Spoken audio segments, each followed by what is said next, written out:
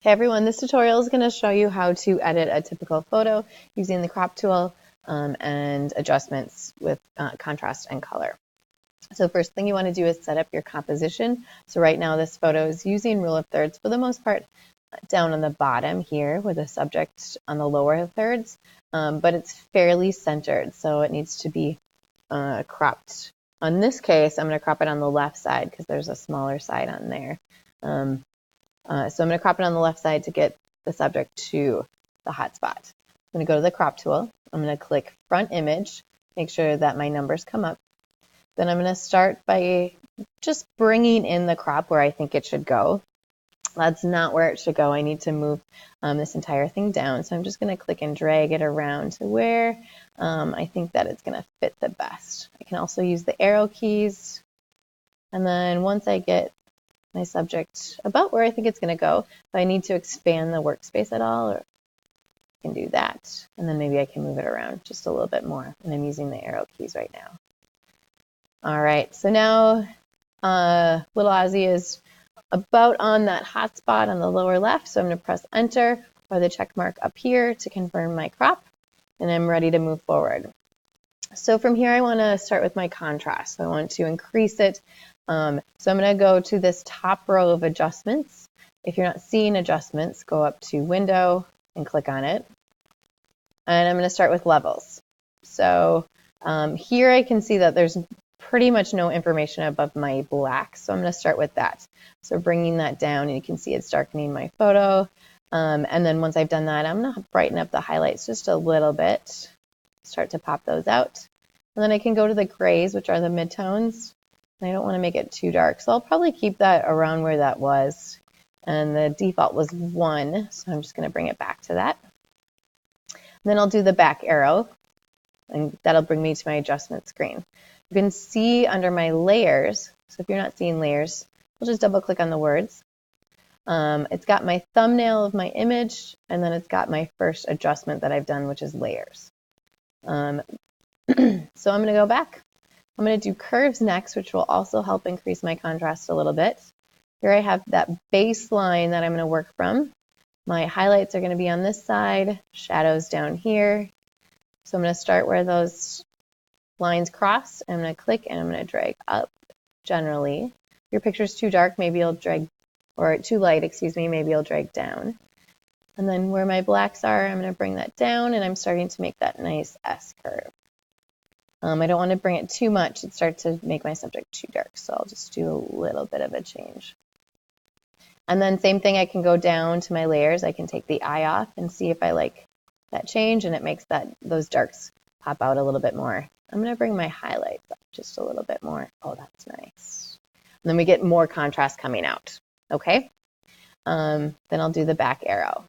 As I'm working through this, if I think I want to increase my contrast a little bit more, rather than going back and clicking on the adjustments again, I can just go down to my layers and double click on whatever adjustment I'd like to make. So I can go back to curves or levels, and you can see that it's showing me the adjustment that I've done already, and I can just go and redo this. Okay, so I can rework what I already have.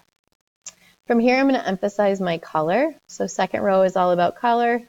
First one is vibrance and saturation. So I'm going to bring up my vibrance, and that's going to start to bring out my warm colors. If I way overdo it, this would be too much. You can see all that bringing out my cool colors. It's starting to bring out the greens and a little bit of the reds as well. So I'll bring that up.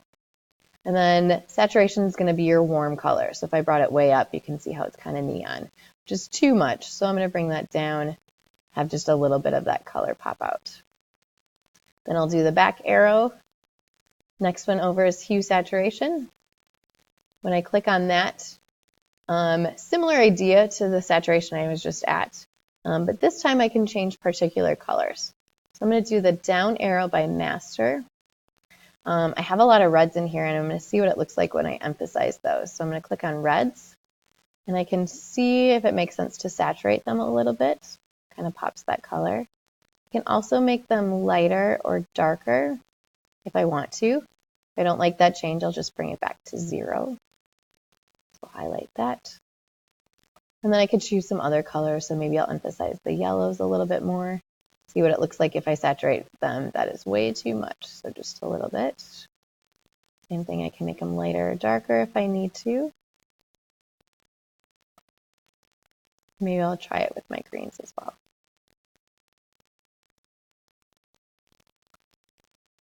All right, so once I've done that, I'm going to do the back arrow and I'm going to go to the next one, which is color balance.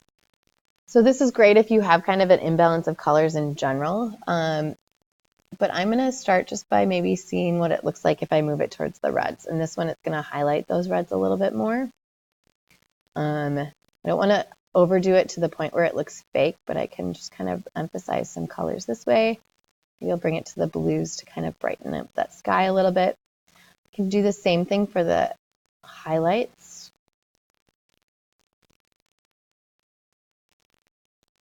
So I'm going to just kind of work with these. If I have too much of one color, like if I had too much magenta in my picture, then I would want to pull it towards the opposite one, which would be green. And I can do the same thing for the shadows. So you can see that it's helping pop out quite a bit of color here. Once I'm done with that, same thing, I'll go to the back arrow. If, let's say, I click on one, click on color balance again, and I realize, okay, I have a color balance down here, I don't need that anymore. Or if you don't change it at all, go ahead and just do the trash can and delete it out right away. If you're on your layers, and same thing, you take the eye off and you're like, oh, I don't really like the way that those colors look. Go ahead and trash it out here, or go back to your layers and readjust some of this so that you can get it looking how you want it. And then one of your edits for this first project will be black and white. So if you want to add black and white to this one, go ahead and you click black and white. You can see that it's desaturating everything. And you do have options here, so you can change each color either lighter or darker. There's a lot of reds in this picture, so I could maybe brighten them up. I want to have the correct amount of contrast. I don't want it to be too dark or too light like this. But I can adjust it a little bit. Same with my yellows. I can see if that helps my contrast at all. You can see there's a little change with the greens. So I'll just do small adjustments to kind of emphasize. I like how that pops out my subject just a little bit more by making the blues darker. All right, and once you've finished your editing, you're going to save it. So if you don't need to go back and change any of these adjustments anymore, you're going to save as a JPEG. So you'll do File, Save As. You want to find where you're going to save it. So you're onto your flash drive. And then make sure you rename it in some way. So I'm going to put an E at the end of mine. That tells me that I edited it. And then I'm not going to save it as a JPEG, so you won't hand it in as a JPEG. I'm going to save it as a JPEG, not as a Photoshop document. Photoshop document will be your default when you do edits. So I'm going to have to come down to JPEG, and I'm going to do Save. It'll ask you about the quality. 8 is a great quality for what we're doing now. So I'll say OK, and then it's saved. When I go to exit out of this, it's going to ask me if I want to save this. And I'm going to say no, as long as I know I saved it as a new file.